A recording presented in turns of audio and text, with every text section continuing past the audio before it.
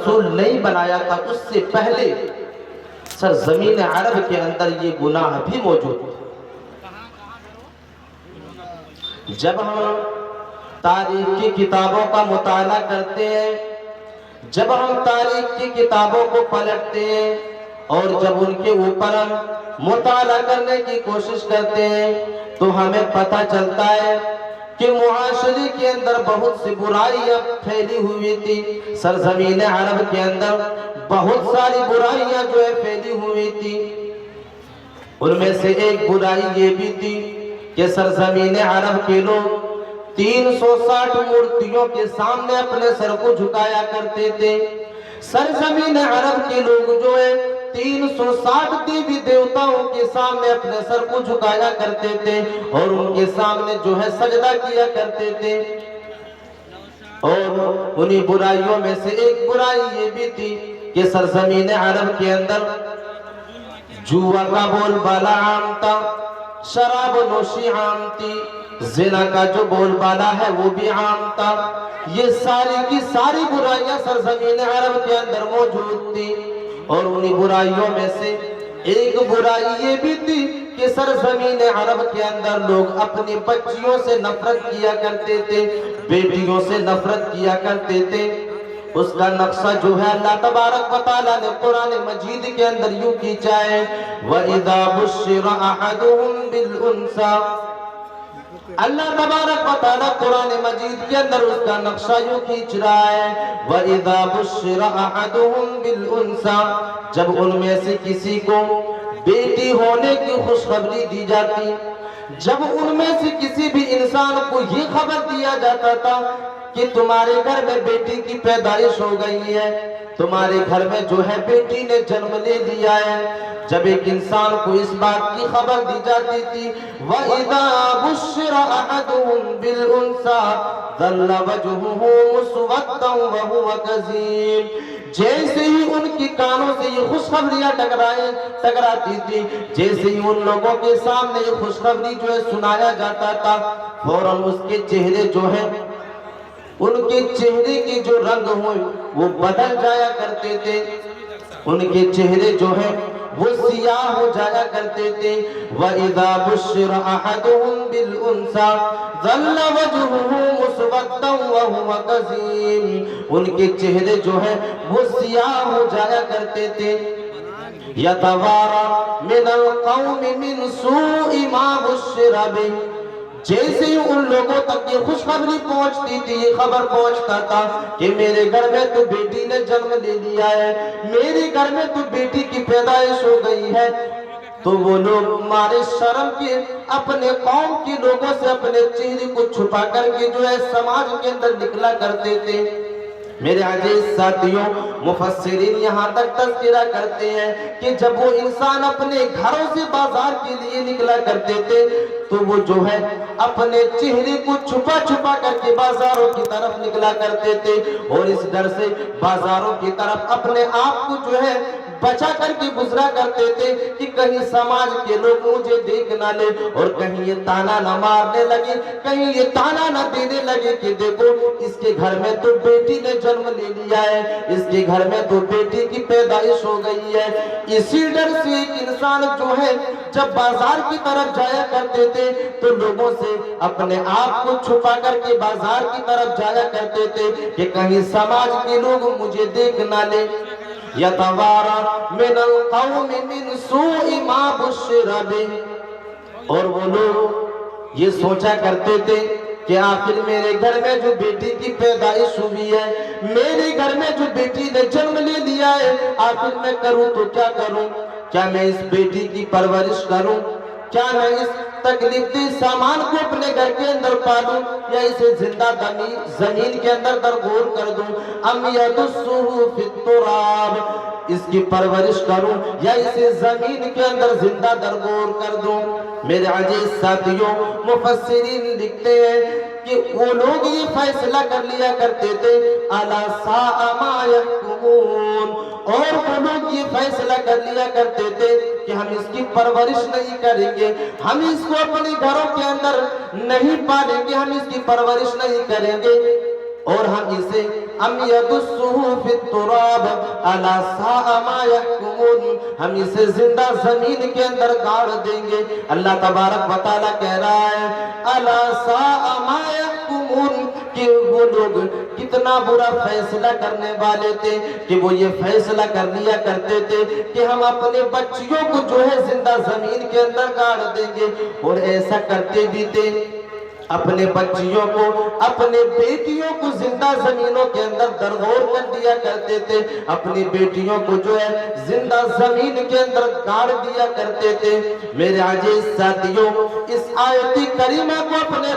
اپنے سامنے رکھنے کے بعد اپنے سماج کا مشاہدہ کریں، اپنے سماج کے اوپر طائرانہ نظر دوڑائیں، اپنی سوسائٹی کے اوپر غور و فکر کریں۔ کیا آج ہمارے سماج کے اندر یہ برائی نہیں پائی جا رہی ہے؟ میرے عزیز ساتھیوں، جب آپ اپنے سماج کے اوپر طائرانہ نظر دوڑائیں گے، جب آپ اپنے سماج کا مشاہدہ کرنا شروع کریں گے، جب آپ اس بات کا اندازہ لگانا شروع کریں گے، کیا سماج کے اندر، معاشرے کے اندر ایسے بھی لوگ موجود ہیں جو اپنی بیٹیوں سے نفرت کیا کرتے ہیں، جو عورتوں سے نفرت کیا کرتے ہیں، جو لڑکیوں سے جو ہے نفرت کیا کرتے ہیں؟ میرے عزیز ساتھیوں، سماج کے اندر ایسے بھی لوگ موجود ہیں اور ایسے بھی لوگ سماج کے اندر پائے جا رہے ہیں کہ لوگ اپنی بیٹیوں سے نفرت کرتے ہیں اور اپنی بیٹیوں کو تنگ دلی کے ساتھ دیکھا کرتے ہیں۔ میرے عزیز ساتھیوں، اور سماج کے اندر یہ بیماری جو ہے اس طرح پھیل چکی ہے، اور یہ جراثیم جو ہے اپنی جڑیں جو ہے سماج کے اندر اس طرح مضبوط کر چکی ہے کہ ایک انسان کے گھر میں جب ایک عورت حمل سے ہوتی ہے، جب حمل ٹھہر جاتی ہے، تو گھر والے جو ہے اسی بات میں لگے ہوئے رہتے ہیں اور اسی چیز میں لگے ہوئے رہتے ہیں کہ کیسے پتہ لگایا جائے کہ اس عورت کے رحم مادر میں جو جنین پل رہا ہے، اس عورت کے رحم مادر میں جو حمل ٹھہرا ہوا ہے، کیسے پتہ لگایا جائے کہ یہ بیٹی ہے یا بیٹا ہے۔ میرے عزیز ساتھیوں، جب آپ ہاسپٹلوں کی طرف جائیں گے، جب آپ ہاسپٹلوں کے اندر جائیں گے تو کتنے ایسے انسان آپ کو ملیں گے جو اپنی بیویوں کو لے کر کے جو ہے ہسپتالوں کے اندر پہنچے ہوئے ہیں اور یہ پتہ لگانے کی کوشش کر رہے ہیں کہ رحم مادر میں جو جنین پل رہا ہے، رحم مادر میں جو ہے جو نطفہ پرورش پا رہا ہے وہ کیا ہے۔ اگر رحم مادر میں بیٹی ہے تو اس بیٹی کی جو حمل ہے اس کو ثابت کروا دیا جاتا ہے۔ میرے عزیز ساتھیوں، الٹرا ساؤنڈ کے ذریعے یہ پتہ لگا لیا جاتا ہے، فوٹو کے ذریعے یہ پتہ لگا لیا جاتا ہے کہ رحم مادر میں جو جنین پل رہا ہے، رحم مادر میں جو نطفہ پرورش پا رہا ہے، اگر وہ نطفہ بیٹی ہے تو اسے بڑی ہی بے دردی کے ساتھ، بڑی بے رحمی کے ساتھ دوائیوں کا سہارا لے کر کے، انجیکشن کا سہارا لے کر کے اس حمل کو ثابت کروا دیا جاتا ہے، اس حمل کو گروا دیا جاتا ہے۔ میرے عزیز ساتھیوں، یہ برائی جو ہے سماج کے اندر پھیلی ہوئی ہے، یہ وبا جو ہے سماج کے اندر پھیلی ہوئی ہے اور لوگ اس طرح کے کاموں کو انجام دے رہے ہیں۔ میرے عزیز ساتھیوں، جب ہم اس کے اوپر غور و فکر کرتے ہیں، جب اس کے اوپر ہم طائرانہ نظر دوڑاتے ہیں کہ سماج کے اندر یہ بیماری جو ہے وہ کیسے پھیلی ہوئی ہے۔ آخر ایک انسان بیٹیوں سے نفرت کیوں کرتا ہے؟ آخر ایک انسان جو ہے اپنی بیٹیوں کی پرورش کیوں نہیں کرنا چاہتا ہے؟ میرے عزیز ساتھیوں، جب آپ اس کا اندازہ لگانا شروع کریں گے، جب آپ اس سوال کا جواب ڈھونڈنا شروع کریں گے تو آپ کو پتہ چلے گا کہ ایک انسان اپنی بیٹی کی پرورش کیوں نہیں کرنا چاہتا ہے، ایک انسان اپنی بیٹی کی پرورش کیوں نہیں کرنا چاہتا ہے، اپنی بیٹیوں سے نفرت کیوں کرتا ہے۔ تو اس کے پیچھے ایک ریزن ہے اور وہ ریزن یہ ہے کہ بیٹیوں کی شادیوں میں آنے والی جو پریشانیاں ہیں اور جو جہیز کے وقت جو موٹا رقم لیا جاتا ہے، جس کی وجہ سے ایک انسان جو ہے اپنی بیٹیوں سے نفرت کرتا ہے۔ میرے عزیز ساتھیوں، اللہ کے نبی صلی اللہ علیہ وسلم نے جن بیٹیوں کے بارے میں فرمایا کہ اگر کسی انسان نے ایک بیٹی کی پرورش کی، اگر کسی انسان نے اس دنیا کے اندر 2 بیٹی کی پرورش کی، اگر کسی انسان نے اس دنیا کے اندر 3 بیٹی کی پرورش کی اور اس نے اس کو بہترین تعلیم دلانے کے بعد اس کا نکاح جو ہے بہترین گھرانے کے اندر کرا دیا، اللہ کے نبی صلی اللہ علیہ وسلم فرماتے ہیں کہ جب وہ انسان انتقال کر جائے گا تو میرے ساتھ وہ انسان جنت میں اس طرح ہوگا جس طرح یہ 2 انگلیاں آپس میں ایک ساتھ ملے ہوئے ہیں۔ میرے عزیز ساتھیوں، اللہ کے نبی صلی اللہ علیہ وسلم نے بیٹی کی پرورش کرنے والے انسان کے بارے میں جو ہے یہ مژدہ سنایا ہے۔ بیٹی کی پرورش کرنے والے کے بارے میں اللہ کے نبی صلی اللہ علیہ وسلم نے یہ خوشخبری سنائی ہے کہ جو انسان اس دنیا کے اندر اپنی بیٹی کی پرورش کرنے کے بعد، جو انسان اس دنیا کے اندر اپنی بیٹی کی پرورش کرنے کے بعد اس کا نکاح اگر بہترین گھرانے کے اندر کرا دیا، اس کا نکاح جو ہے بہترین گھرانے کے اندر کرا دیا، تو وہ انسان جو ہے کل قیامت کے دن جب اللہ تبارک و تعالیٰ کے سامنے جائے گا تو وہ انسان جب جنت کے اندر جائے گا تو وہ انسان جنت میں میرے ساتھ جو ہے اس طرح ہوگا جس طرح آپس میں یہ 2 انگلیاں ملی ہوئی ہے۔ اس طرح ایک انسان جو ہے میرے ساتھ جنت میں ہوگا جس نے اس دنیا کے اندر اپنی بیٹی کی پرورش جو ہے صحیح ڈھنگ سے کیا۔ تو یہ خوشخبری اللہ کے نبی صلی اللہ علیہ وسلم نے اس انسان کے لیے سنائی ہے جو انسان اس دنیا کے اندر اپنی بیٹی کی پرورش کرتے ہیں اور اس کا نکاح بہترین گھرانوں کے اندر کرا دیا کرتے ہیں۔ میرے عزیز ساتھیوں، اتنی بڑی خوشخبری کے باوجود، اتنی بڑی خوشخبری سننے کے باوجود بھی آخر ایک انسان اس دنیا کے اندر اپنی بیٹی کی پرورش کیوں نہیں کرنا چاہتا ہے، اپنی بیٹی کو اس دنیا کے اندر کیوں پالنا نہیں چاہتا ہے؟ میرے عزیز ساتھیوں، ریزن یہی ہے کہ شادی کے وقت جو ہے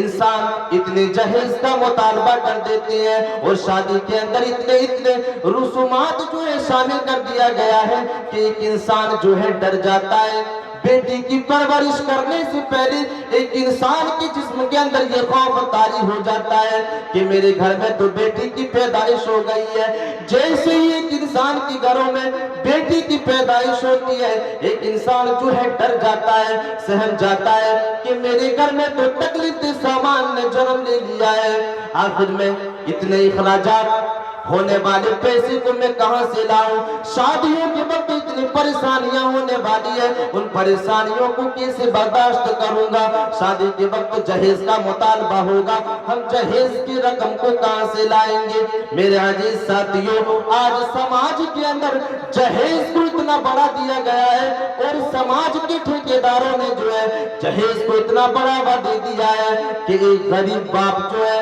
مجبور ہو جاتا ہے بھیک مانگنے کے لیے۔ میرے عزیز ساتھیوں، جہیز کو اتنا بڑا دیا گیا ہے، اتنا بڑا دیا گیا ہے کہ ایک باپ بیچارہ جو ہے بھیک مانگنے پر مجبور ہے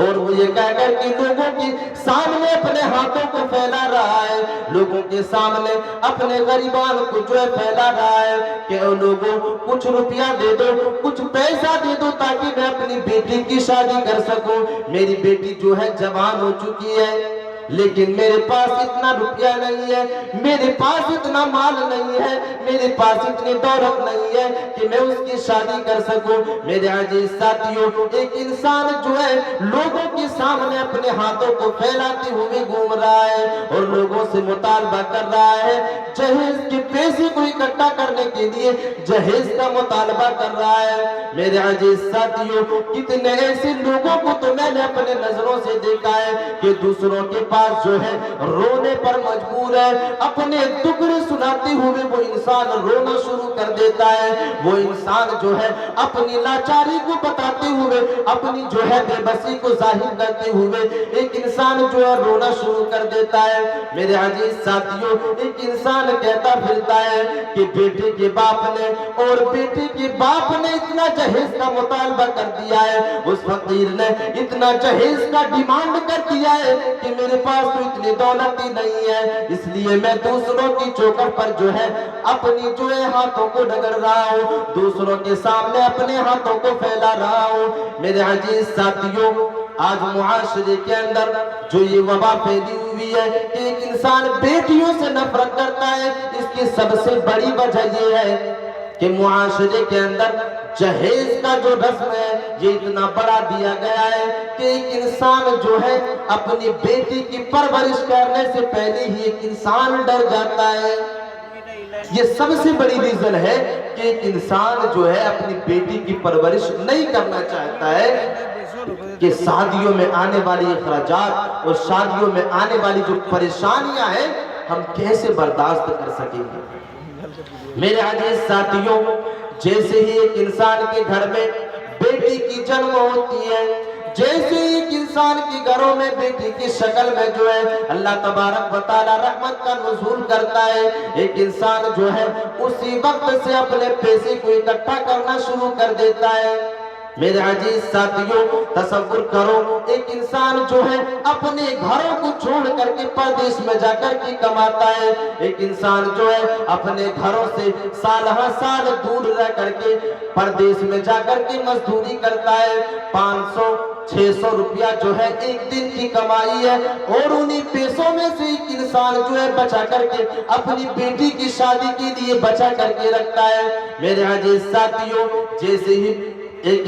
انسان کے گھر میں بیٹی کی پیدائش ہوتی ہے، اسی وقت سے لے کر کے ایک انسان 17 سال کی عمر تک، اس بیٹی کی عمر جب تک 17 سال کی نہیں ہو جاتی ہے اس وقت تک ایک انسان جو ہے جہیز کے اماؤنٹ کے لیے پیسے کو بچا کر کے رکھتا ہے۔ میرے عزیز ساتھیوں، تصور کرو یہ گناہ کتنا بڑا ہے، یہ جرم جو ہے وہ کتنا بڑا ہے کہ ایک انسان جو ہے 17 سال کما کر کے پیسے کو جمع کرتا ہے، 17 سال کمانے کے بعد ایک انسان دولت کو اکٹھا کرتا ہے، اور اس 17 سال کی کمائی ہوئی رقم کو، اس 17 سال کی کمائی ہوئی پیسے کو ایک انسان جو ہے